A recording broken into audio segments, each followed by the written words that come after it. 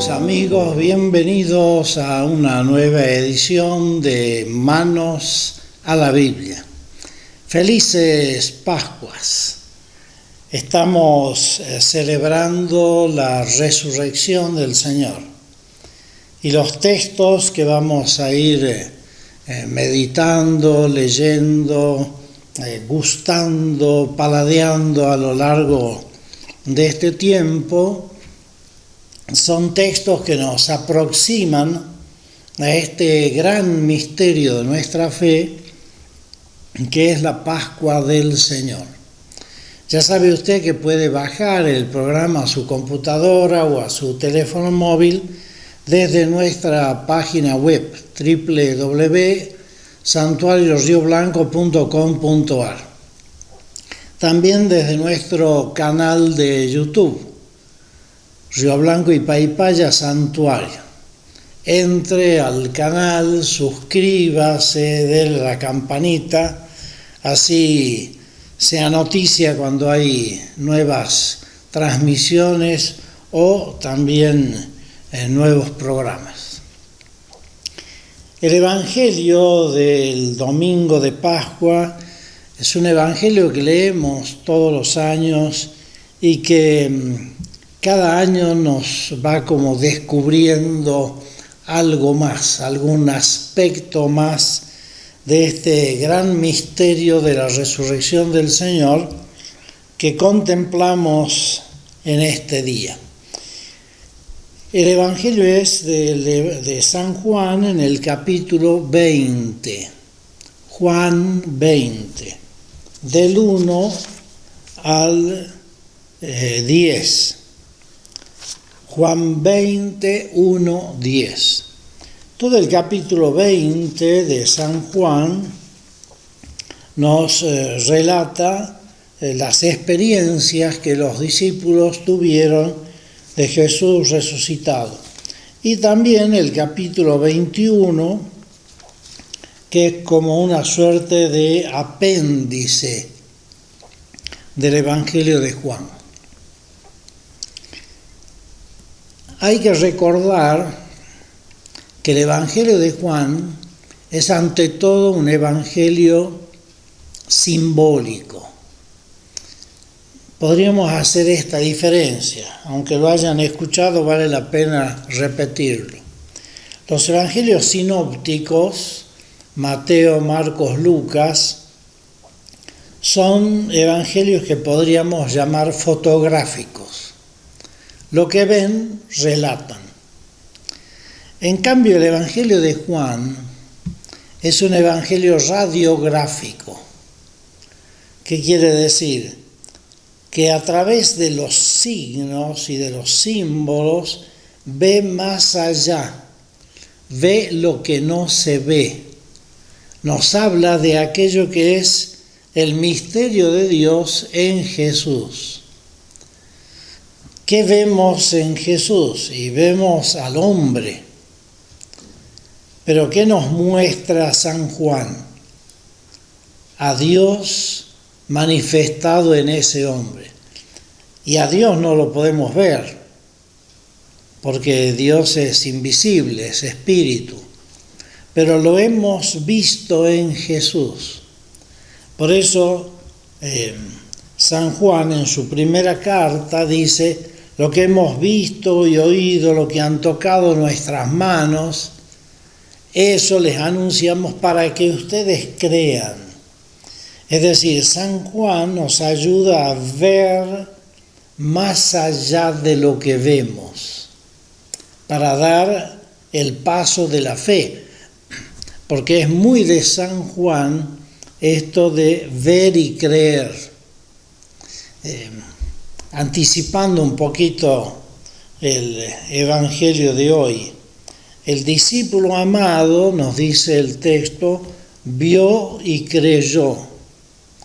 En cambio, Juan, que es un texto que viene casi a continuación del que vamos a leer hoy, dijo: si no veo, no creo. Y después vio y creyó. Ver y creer van así como de la mano, ¿no? Es como una tanda, un tándem. Y esto es importante porque Juan nos hace ver los signos para que creamos, el ver y creer. Vamos al texto de hoy, que es el Evangelio de Juan, en el capítulo 20. El primer día de la semana, muy de mañana, cuando aún estaba oscuro, este es un dato importante, el primer día de la semana. Para los cristianos, rápidamente el primer día de la semana, o sea, el domingo, porque para la semana judía el primer día es el domingo, entonces el primer día de la semana es el día de la resurrección. Entonces el primer día de la semana, muy de mañana, cuando aún estaba oscuro. ¿Qué quiere decir esto? Acuérdese del Evangelio de Juan en el prólogo. La luz vino al mundo, pero el mundo prefirió las tinieblas a la luz. Juan trabaja mucho con este simbolismo de luz y tinieblas. La tiniebla es la falta de fe. La luz es la fe. Jesús dice, yo soy la luz del mundo.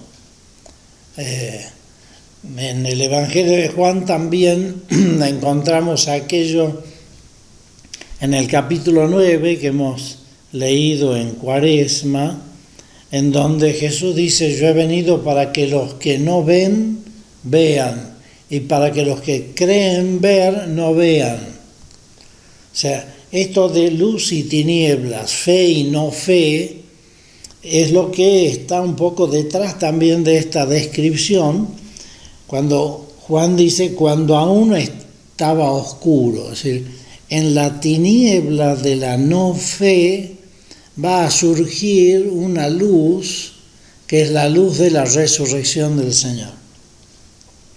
María Magdalena fue al sepulcro. Aquí aparece la figura de esta gran discípula de Jesús, una discípula muy valorada en la primitiva comunidad cristiana, aquella que era, así como Juan nos presenta al discípulo amado, María Magdalena es como la discípula amada. Tanto el discípulo amado del cual va a hablar el Evangelio, como esta discípula que es María Magdalena, son los que nos aproximan a la persona de Jesús por el amor, porque a Jesús se lo reconoce desde el amor. Fe y amor van de la mano en el reconocimiento, en el descubrimiento de Jesús. Fíjese que el discípulo amado es el que, vamos a leerlo, vio y creyó. Y es el discípulo amado el que ve a Jesús a la orilla del lago y le dice a Pedro, es el Señor. Es decir, es el amor el que descubre la presencia de Jesús. Entonces, la figura de María Magdalena como discípula amada es muy importante porque desde el amor se reconoce la presencia de Jesús. María Magdalena fue al sepulcro y vio que habían quitado la piedra de la entrada. ¿Qué puede pensar? Se han robado el cuerpo. No hay otra conclusión más rápida que esta, ¿no? Entonces fue corriendo a donde estaban Simón Pedro y el otro discípulo, el que Jesús amaba. Ven, aquí aparecen los dos discípulos, Pedro y el discípulo a quien Jesús amaba, que no se sabe quién era. Muchos comentaristas dicen que era Juan, que es el que escribe el Evangelio, pero hay otros datos que nos dicen que puede ser una suerte de figura en la cual estemos todos representados, porque todos somos discípulos amados de Jesús. Entonces fue corriendo donde estaba Simón y el otro discípulo al que Jesús amaba y les dijo: se han llevado del sepulcro al Señor y no sabemos dónde lo han puesto. Uno se podría preguntar, ¿y quién va a robar un cuerpo? ¿Quién va a robar un muerto? Bueno, hay que saber que en tiempos de Jesús había un poco esta costumbre de robar cuerpos de muertos. Tanto que Pilato sacó un decreto prohibiendo y penalizando seriamente esta costumbre. De modo que pensarlo no era nada fuera de lugar. Era como aceptar cierta costumbre que había en aquel tiempo por algunos grupos, quizás para hacer algunos rituales medio satánicos, vaya uno a saber. Por lo tanto, lo que Magdalena piensa inmediatamente es: se han robado el cuerpo, ¿no?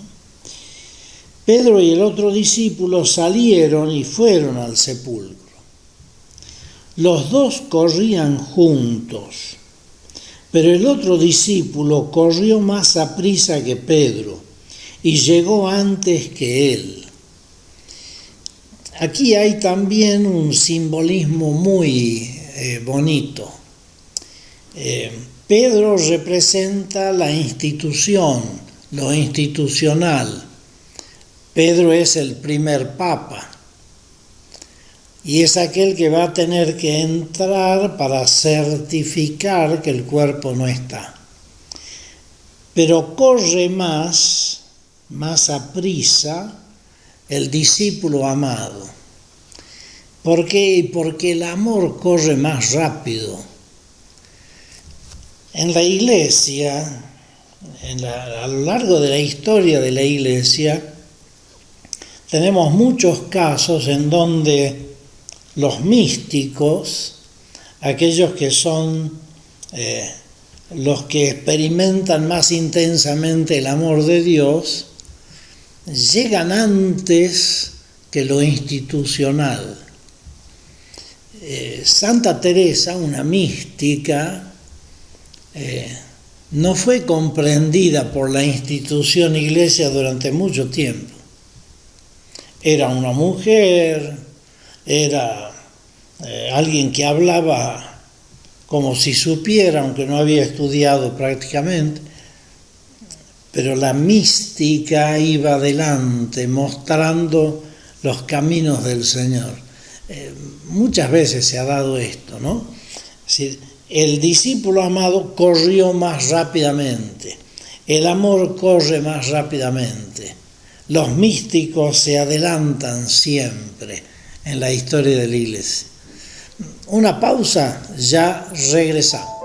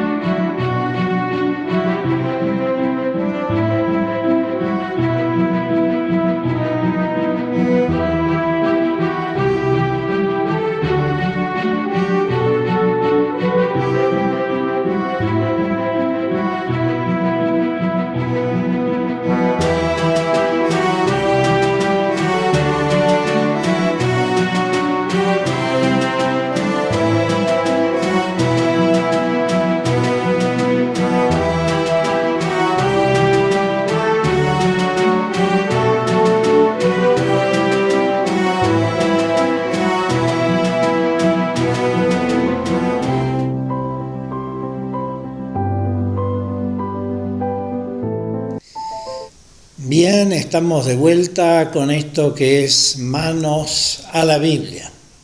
Ya sabe usted que puede bajar el programa a su computadora o a su teléfono móvil desde nuestra página web www.santuariorioblanco.com.ar. Y también estamos en nuestro canal de YouTube.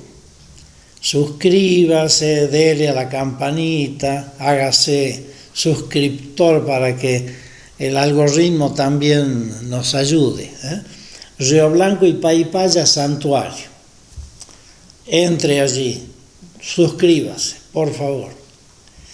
Bien, estábamos leyendo el Evangelio de este domingo de Pascua, que es el capítulo 20 de San Juan. Un evangelio precioso. Yo les recomiendo que se tome su tiempo y lea el evangelio de San Juan. Léalo despacito, paladeándolo. Va a ver cómo es un evangelio que nos va llevando a la profundidad del misterio de Jesús. Vamos al versículo. Estábamos en el versículo 4 del Evangelio de San Juan en el capítulo 20. Los dos corrían juntos, Pedro y el discípulo amado. El otro discípulo corrió más aprisa que Pedro y llegó antes que él. Asomándose al sepulcro, este discípulo amado vio los lienzos en el suelo, pero no entró. ¿Cómo era el modo de sepultar que tenían los judíos? Se envolvía el cuerpo del difunto con lienzos, pero antes se lo ungía con mirra.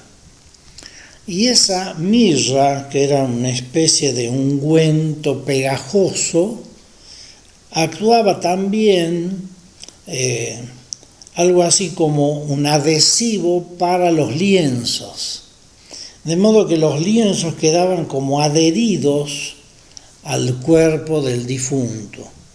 Sacar los lienzos era dificultoso.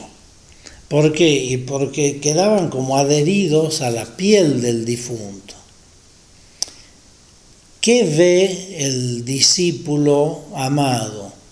Vio los lienzos en el suelo, es decir, los lienzos con los cuales habían envuelto el cuerpo de Jesús estaban ahí en el piso, podríamos decir en el piso, porque no enterraban con ataúd, sino que envolvían el cuerpo y lo dejaban en la tumba cavada en la roca generalmente.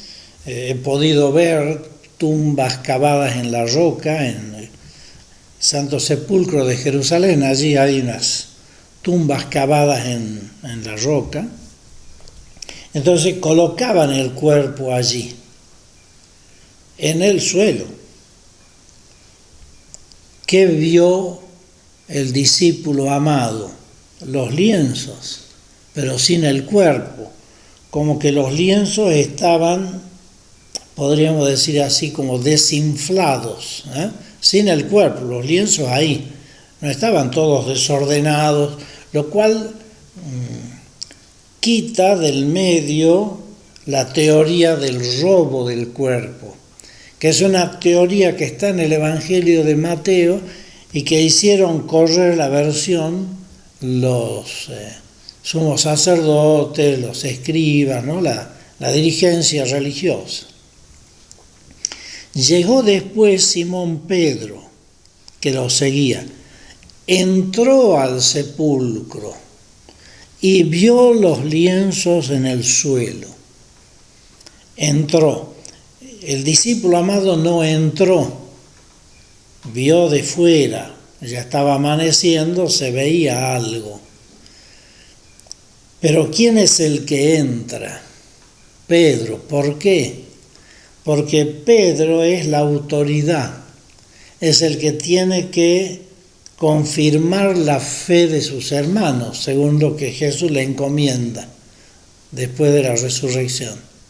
Entonces, Pedro es el que entra primero, ¿eh? El sudario, en cambio, que había cubierto la cabeza de Jesús, no estaba en el suelo con los lienzos, sino doblado en un lugar aparte. ¿Qué era el sudario? El sudario era un lienzo, una especie de pañuelo grande, que era el pañuelo con el cual el judío se seca la transpiración del rostro, lugares como aquellos en donde el calor agobia, y este lienzo se lo colocaba y se lo anudaba al cuello del difunto. Algo parecido a lo que solemos ver a veces en algunos velorios, en donde le ponen un pañuelo alrededor de la cabeza, sobre todo para que el difunto no quede con la boca abierta. En Israel la costumbre era poner el lienzo sobre el rostro, una especie de máscara mortuoria, ¿no? Por eso dice el sudario, en cambio, que había cubierto la cabeza de Jesús, no estaba en el suelo con los lienzos, sino doblado en un lugar aparte. Estaba aparte.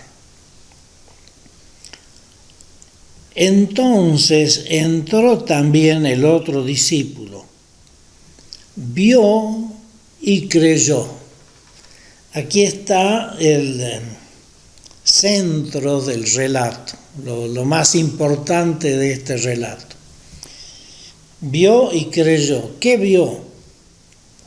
No vio a Jesús, vio el signo. ¿Cuál es el signo? Los lienzos en el suelo y el sudario enrollado en lugar aparte. Vio los signos, pero además de ver, cree, vio y creyó. Fíjese que en el Evangelio que vamos a leer el domingo que viene nos encontramos con la figura de Tomás. Y Tomás dice, yo quiero ver para creer. En cambio aquí cree sin ver a Jesús. ¿Qué ve? Los signos. Sí, la fe es creer a partir de signos. No lo vemos a Jesús. Cuando Jesús se aparece a los discípulos, estando Tomás, va a decir, bienaventurados los que crean sin haber visto. Es decir, sin haber visto presencialmente a Jesús. Pero ¿qué ve? Los signos. Hay signos que me dicen que Jesús está vivo. Entonces también entró el otro discípulo, vio y creyó. Y aquí viene la observación de San Juan en el versículo 9.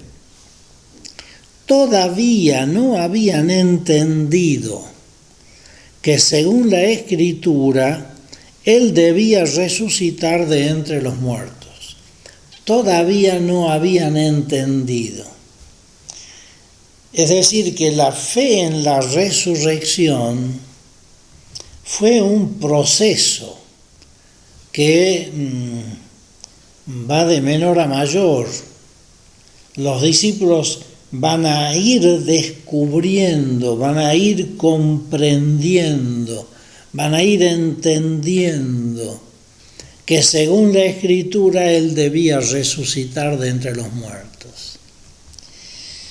La fe entonces nos lleva a ver los signos y a partir de los signos creer que Jesús está vivo. Usted podría preguntarse, ¿y qué signos tenemos hoy? Podríamos decir muchos. Un signo es la historia misma de la iglesia. Una iglesia que a pesar de tantos tropezones en la historia, sigue viva y sigue dando santos a la humanidad. Tanta gente santa a partir de la fe en Jesús tiene que ser para nosotros un signo de que Jesús está realmente vivo. Si no, no sería posible. Otro signo, el testimonio de los mártires. Cuánta gente que ha dado la vida por Jesús.